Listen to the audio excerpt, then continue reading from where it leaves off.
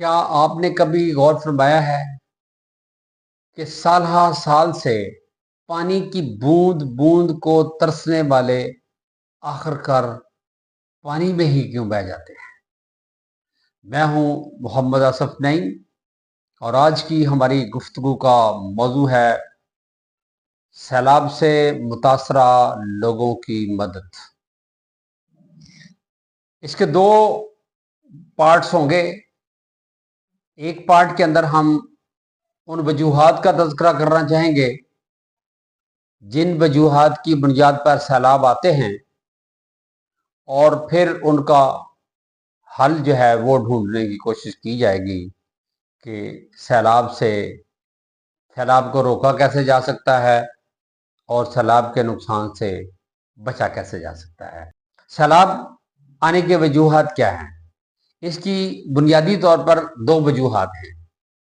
एक तो मौसमी वजूहात और दूसरी इंसानी वजूहात। आइए देखते हैं कि मौसमी वजूहात क्या हैं।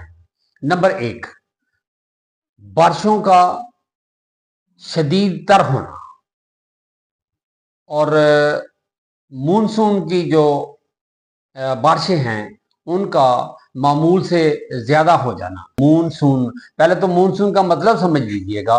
मानसून का मतलब है मौसमी हवाएं। तो मौसमी हवाएं साल में दो मरतबा चलती हैं।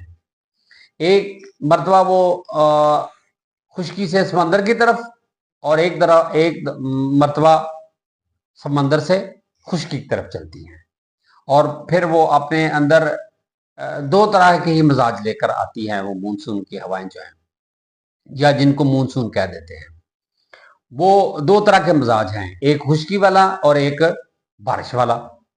तो इस मरतबा खास तौर पे 2025 के सैलाब के अंदर जो सूरत हाल है वो इंतहाई अजीबोगरीब सूरत इख्तियार कर गई है कि बारिशें बहुत ज़्यादा हुई हैं और उसकी वजह से जो हमारे नदी नाले जो हैं वो भर गए हैं। दूसरी वजह है ग्लेशियर का पिघलाव। ग्लेशियर क्या होता है? बर्फ के बड़े बड़े पहाड़, उनको ग्लेशियर कहते हैं। तो वो एक खास दर्जा हरारत तक तो वो पानी जो है वो जमा रहता है, लेकिन जो ग्लोबल वार्मिंग है उसकी वजह से वो पहाड़ जो हैं, बर्फ के पहाड़, वो पिघलते हैं और उनके पिघलने से जो पानी है वो नदी नालों के अंदर आ जाता है और फिर वो सैलाब की सूरत इख्तियार कर लेता है। नंबर तीन है मौसमियाती तब्दीली, sudden changes in the weather. और इस मरतबा एक ऐसी मौसमियाती तब्दीली आई है जो शायद पहले नहीं देखी गई और उसको कहते हैं क्लाउड बर्स्ट, के बादल जो है वो फट गया है। तो बादल के फटने से जो बारिश हुई है तो उससे एक अजीबोगरीब किस्म का जो है तूफान जो है उसका सैलाब जो है वो उमड़ आया है और उसने दाएं बाएं की आबादियों को और इंसानों को निगलना शुरू कर दिया। चौथा पॉइंट है जी, बेहंगम शहरी तरक्की। शहरी तरक्की जिस तरीके से हमारे मुआशरे के अंदर या हमारे मुल्क के अंदर हुई है वो अजीबोगरीब किस्म की है, यानी अकल ही दंग रह जाती है कि दरिया की जमीन को जिस तरीके से भी हासिल किया वहां पर तो रिहायशी कॉलोनियां जो है वो बननी शुरू हो गई और लोगों ने माल भी कमा लिया और वहां पर जो है वो दरिया ने अपनी जगह जो थी वो वापस ले ली।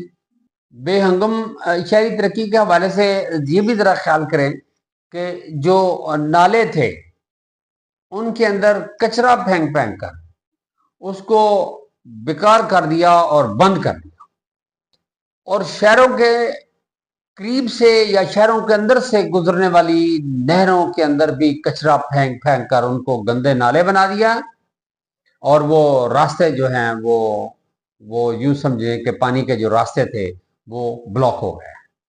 यानी उधर से दरियाओं की जमीन के अंदर रहायशी कॉलोनियां बना दी गई और नहरों और नालों के अंदर कचरा फेंक फेंक के उसका बुरा हाल कर दिया। चौथा पॉइंट है जी डिफॉरेस्टेशन, जिसको कहते हैं जंगल की कटाई। अब ये भी एक माफिया के कंट्रोल में है कि जंगल की कटाई जनाब होती है और लकड़ी जो है वो चोरी कर ली जाती है। यानी वो कुदरती हुसन को काट कर उसको अपने जाती मकासद के लिए चोरी करके अपनी जाती मकासद जो है वो पूरे किए जा रहे हैं। और ये वही दरख्त हैं जो जिंदगी फराहम करते हैं और हम उन दरख्तों को काट रहे हैं। अब समझ लीजिएगा कि हम कर क्या रहे हैं। यानी जो जिंदगी का सोर्स है, जैसे ऑक्सीजन बन रही है, जो हमारी जिंदगी के लिए लाजमी है, उसके बगैर हम रह नहीं सकते, तो वही जो है वो चोरी काटे जा रहे हैं। असूली तौर पर ये वो दरख्त हैं जो ग्लेशियर को पिघलने से रोकते हैं और उसको सिरकने से भी रोकते हैं, आगे बढ़ने से रोकते हैं। दरख्त हैं जो उनके सामने यानी डट कर खड़े रहते हैं और ग्लेशियर जो है वो नीचे की तरफ भी नहीं आते और जरा पिघलने से भी वो बचे रहते हैं। लेकिन जब हम दरख्तों को काट देंगे तो फिर ग्लेशियर जो है वो पिघलेंगे भी और नीचे की तरफ भी आएंगे। छठा पॉइंट है जी दरियाई निजाम और उसके ऊपर बांधे जाने वाले बंद, नाकस बंद और नाकस मनसूबाबंदी के साथ बांधे जाने वाले बंद जो हैं, कहां पर उसको बंद बांधना था, कहां पर नहीं बांधना था, कहां पर उसको मजबूत करना था, कहां पर मजबूत नहीं करना था, ये पूरी एक साइंस है जिसके ऊपर अमल नहीं किया जाता। तो फिर जब पानी आ जाता है तो फिर वो तबाही फैला देता है। सातवां और आखिरी पॉइंट है जी सरकारी मनसूबाबंदी। पॉइंट तो मैंने आपको सरकारी मनसूबाबंदी कहा है, लेकिन असल में कोई मनसूबाबंदी नहीं सरकारी तौर पर। बस ये है कि जब सैलाब आ जाना है तो इल्जाम तराशी या महकमों के ऊपर कर देनी है या सीधा सीधा इंडिया के ऊपर जो है वो सारा मुद्दा डाल के तो आप बरी जिम्मा हो जाना है। तो ये हमारी मनसूबाबंदी है कि ये सारा काम इंडिया ने किया, वो खुद डूबा हुआ है पानी के अंदर। तो जो पानी वहां से बफर मिकदार में निकलना है वो नीचे की तरफ ही आना है और नीचे आता आता आखिरकार वो तबाहियां फेरता हुआ समुद्र में जाकर गिर जाता है। अब इसका हल क्या है, इससे बचा कैसे जा सकता है? भाई सैलाब हैं, बारिशें हैं, उनको तो रोकना इंसानी बस में नहीं है, लेकिन जो नुकसान इंसान को होता है उससे मैक्सिमम बचा जा सकता है हिकमत अमली के साथ। तो वो हिकमत अमली कैसे है, वो किसने करनी है? वो असल में स्टेट की ही जिम्मेदारी होती है। जो लोग लकड़ी चोरी करते हैं वो तो बहुत बुरे हैं, लेकिन उसको रोकना किसने है? स्टेट ने रोक रहा है। सैलाब के नुकसान से बचने के 3 पहलू हैं। एक साइंसी पहलू है, एक मुआशरती पहलू है और तीसरा इंतजामी पहलू है। आइए देखते हैं कि वो कौन कौन से तरीक़ेकार हैं, वो कौन कौन सी हिकमत अमली है जिसकी बुनियाद पर सैलाब के नुकसानात को मिनिमाइज किया जा सकता है। नंबर 1, वाटर मैनेजमेंट और डैम्स की तामीर। दुनिया का हर तरक्की याफ्ता मुल्क, दुनिया के हर तरक्की याफ्ता स्टेट पानियों को इकट्ठा रखती है, उनसे बिजली तैयार की जाती है, डैम्स बनाए जाते हैं और उनको महफूज कर लिया जाता है। और उस मौसम में, जिस मौसम में बारिशें नहीं होती, उसी पानी को काश्तकारी के लिए इस्तेमाल किया जाता है। लेकिन हमारे यहाँ बड़ी ही बदकिस्मती की बात है, बड़े ही अफसोस की बात है कि 60 और 70 के दरमियान में जितने बड़े डैम बने हैं उसके बाद डैम्स की तरफ कोई ख़ास तवज्जो नहीं की गई।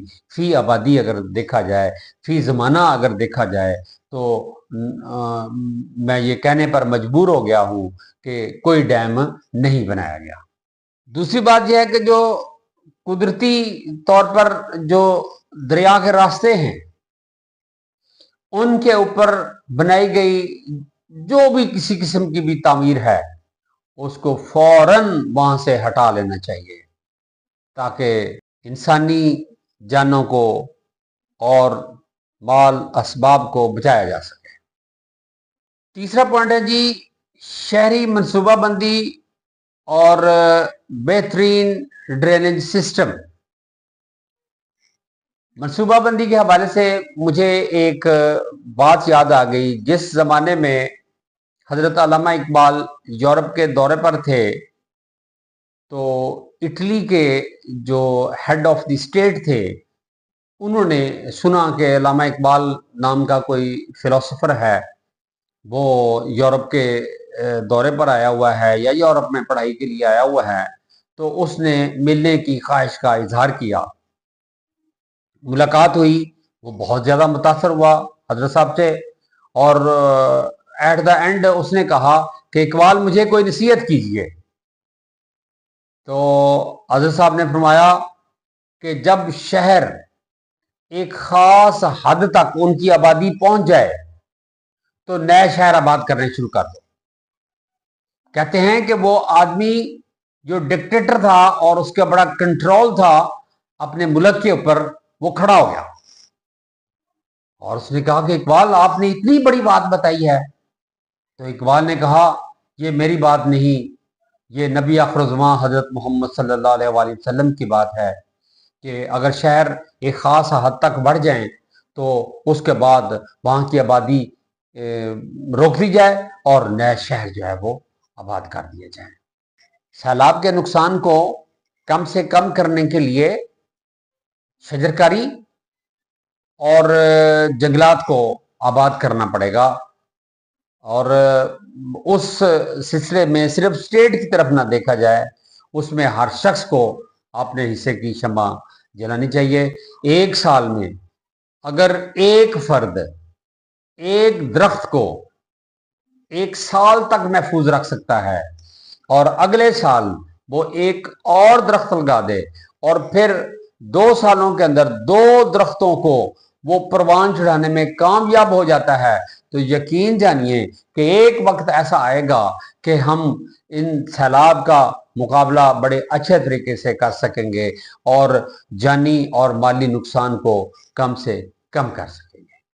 5वीं बात यह है कि ग्लेशियर मॉनिटरिंग और जदीद अलार्म सिस्टम जो है उसको लगाया जाए और उससे फायदा हासिल किया जाए ताकि कबल अज वक्त जो है वो हमें ग्लेशियर के पिघलने या ग्लेशियर के सिरकने का अंदाजा हो सके और हम अपने लोगों को जो ख़ास तौर पर दरियाओं के दाएं बाएं रहते हैं उनको महफूज मुकामात पर पहुंचाया जा सके। छठी बात यह है कि जो सैलाबी बंद हैं उनको बेहतरीन तरीके से उनको मजबूत किया जाए। छठी बात यह है कि सैलाबी बंद और हिफाजती जो ढांचे हैं उनको महफूज किया जाए ताकि सैलाब के दिनों में ख़ास तौर पर उससे महफूज रहा जा सके। 7वीं बात यह है कि मौसम की जो तब्दीली वाक़ई होती है उसके खिलाफ इक़दाम किए जाएं। अच्छा, मौसम की तब्दीली के खिलाफ इक़दाम कौन से हो सकते हैं? जो धुआं हम छोड़ रहे हैं फ़ज़ा के अंदर, जो कार्बन डाइऑक्साइड गैस जो हम छोड़ रहे हैं उसको मिनिमाइज किया जाए, उसको कम से कम किया जाए और जदीद तवानाई के जो सोर्सेज हैं उनको इस्तेमाल किया जाए। 8वीं बात यह है कि एमरजेंसी रेस्क्यू और रिलीफ सिस्टम को अप टू डेट किया जाए। 9वां पॉइंट यह है कि लोगों को आगाही दी जाए, उनको तालीम दी जाए, उनकी तरबियत की जाए कि जब मुश्किल वक़्त आता है, जब मुसीबत और आफत आती है तो उस वक़्त अपने रवैयों को किस तरह से तब्दील करना है और किस तरह से स्टेट की दी हुई हदायत के मुताबिक अमल करके अपनी और दूसरों की जान को बचाना है। 10वां और आखिरी पॉइंट ये है इलाकाई तावन और पानी का मुनसफाना इंतज़ाम। जिस तरह हमारे हिंदुस्तान के साथ पानी के मामलात के ऊपर जो कशीदगी पाई जाती है या इख्तलाफात पाए जाते हैं, उनको टेबल टॉक के ज़रिए हल करने की कोशिश करनी चाहिए। उन लोगों की मदद करना हमारा फ़र्ज़ है और वो किसी भी तरीके से आप कर सकते हैं। माली तौर पर भी उनकी मदद कर सकते हैं, उनको कपड़े आप किसी तरीके से पहुंचा सकते हैं। स्टेट के साथ मिलकर, हुकूमत के साथ मिलकर, इंतज़ामिया के साथ मिलकर या जो NGOs काम कर रहे हैं, खिदमत खल्क के जो अदारे हैं, उनके साथ आप रब्ता करके तो आप उनकी मदद जो है वो कर सकते हैं। तो मैंने अर्ज़ किया कि उनको कपड़े पहुंचाए जा सकते हैं, खाने की चीज़ें उनको पहुंचाई जा सकती हैं, उनको बिस्तर वगैरह जो है वो उनको पहुंचाए जा सकते हैं और उनको अपने अजीज़ो अकारब को अपने पास जो है किसी तरीके से बुलाया जा सकता है। कबल अज़ वक्त अगर मालूमात हो जाती हैं कि सैलाब के चांसेस बढ़ रहे हैं, जिस तरह के गाहे बगाहे तीनों दरियाओं के अंदर जो तुग़यानी आ रही है और हकूमती अदारे अपनी जिम्मेदारी पूरी करते हुए लोगों को आगाह कर रहे हैं कि अब सैलाब जो है वो इस पोजीशन में है, फलां शहर तक पहुंच गया है, फलां शहर तक पहुंच गया है और फलां डेट को फलां जगह पर ये पहुंच जाएगा। तो इसका मतलब ये हुआ कि उन लोगों को जिनको इन्फॉर्म कर दिया गया है, आप उनको अपने यहाँ बुला सकते हैं जो लोग अब महफूज हैं। इसके अलावा मेडिसिन उनको पहुंचाई जा सकती है और रुपए पैसे से उनकी खिदमत जो है वो की जा सकती है और इसके अलावा उनको बज़ाते खुद भी रेस्क्यू किया जा सकता है। जिस तरह के बहुत से अदारे हैं और बहुत से लोग हैं जिनको अल्लाह ताला ने तौफीक दी है, वो खुद सैलाबी इलाकों के अंदर जाकर वहाँ पर लोगों को रेस्क्यू कर रहे हैं और उनकी मदद कर रहे हैं। आखिर पर पैगाम इस्लाम मेरे लिए और आपके लिए कि अगर हम दिखावे जैसी बातनी अमराज से बच जाएं और बेहतर मनसूबाबंदी के ज़रिए, शजरकारी के ज़रिए और आवाम की आगाही मुहिम के ऊपर संजीदगी से गौर करें तो इंसानी ज़िंदगी को सैलाब जैसे अलमिये से बहुत हद तक बचाया जा सकता है या फिर उसके नुकसान को कम किया जा सकता है। आइए सब वादा करें कि हर शख्स अपने अपने हिस्से की शमा जलाएगा और सैलाब ज़दगान को ख़ास तौर पर उनकी मदद करेगा। अल्लाह आप सबका हामी और नासर हो और ख़ास तौर पर वो जो सैलाब के अंदर घिरे हुए हैं हमारे भाई, उनका अल्लाह ताला हामी और नासर हो। आपकी समातों का शुक्रिया।